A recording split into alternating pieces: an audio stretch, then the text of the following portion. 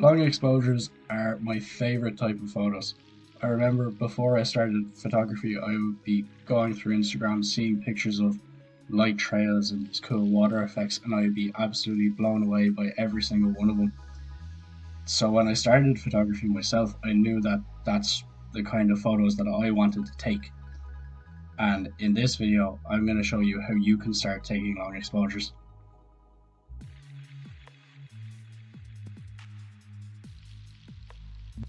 So what is a long exposure?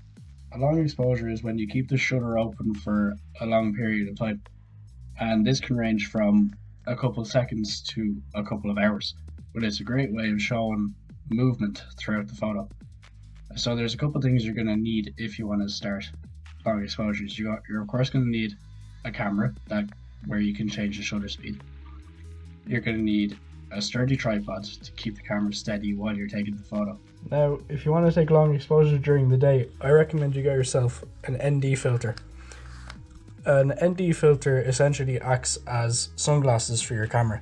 So you just pop it onto your lens, onto the front of your lens. Better than what I did. And it just makes the whole image darker so you can keep your shutter open for longer times during the day. Now, it's important that when you get one of these, you make sure that it fits onto your lens. Each ND filter fits onto a different thread depth. Thread depth is shown just on the inside of the camera and is represented by a circle with a line through it and a number right beside it. So if you're going to get one of these, make sure it fits onto your lens. In my opinion, it's a fantastic investment and it's really helped me with my long exposure photography. Once you're at your location, you need to start thinking about composition. So, are you going to use leading lines to guide the viewer through the image? Are you going to put something in the foreground to add a bit of depth to the picture? Are you going to go eye level? Are you going to go closer to the ground? These are all really handy things that you can think about while you're taking a picture to make it look more interesting. Now, the next thing you're going to have to think about is your settings. So right now I'm in manual mode just to show you all the settings you have available to you. So this number here represents your shutter speed. Now, if you're doing a long exposure, you want that to be a long shutter speed, so you can do 2 seconds like I have here, or this camera goes all the way up to 30 seconds. Or you can have bulb mode, which is as long as you hold down the shutter, it'll stay open. That can be handy for in some cases. I wouldn't really recommend it if you're starting off. But you have to match your shutter speed, or rather balance your shutter speed with your aperture and your ISO. Now, if you don't know, aperture controls the amount of light that is let into the camera, and it also controls the depth of field.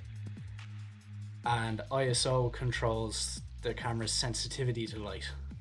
So you have to balance these three settings to get a perfectly good exposure. If this is confusing for you, you can go into shutter priority, where you can control the shutter speed and the ISO, but your camera will automatically set the aperture. This is really handy when you're starting off. At least I found it really handy when I was starting off. As you get more comfortable with it, then you can move on to manual mode. Now, once you have all that sorted out and you're ready to go, I would recommend setting a timer on your camera for when you're taking a photo. Now, when you press the shutter, your camera will shake a little bit, and the timer just gives the camera enough time to stop shaking so you have a perfectly steady image. Unfortunately, I can't show you exactly how to do it on your camera because all cameras are different, but if you look up your camera and set timer, you should find a way to set the timer on your camera. Now, just one last piece of advice before I finish this video, and this is for light trails in particular. If you're starting off, I recommend going to places with lots of traffic. Because I remember when I started off last summer during lockdown, and because it was summer, it wouldn't get dark until late, and not many people were out anyway because of lockdown.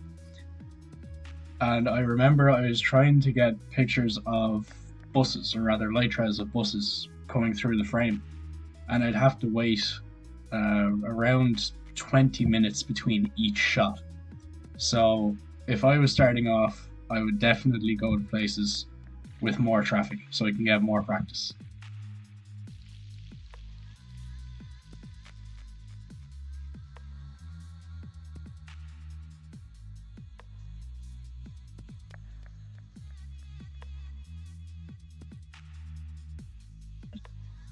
And that's going to do it for today's video. If you found something useful, please consider liking the video and subscribing for more. Thanks very much for watching, and I'll see you in the next video.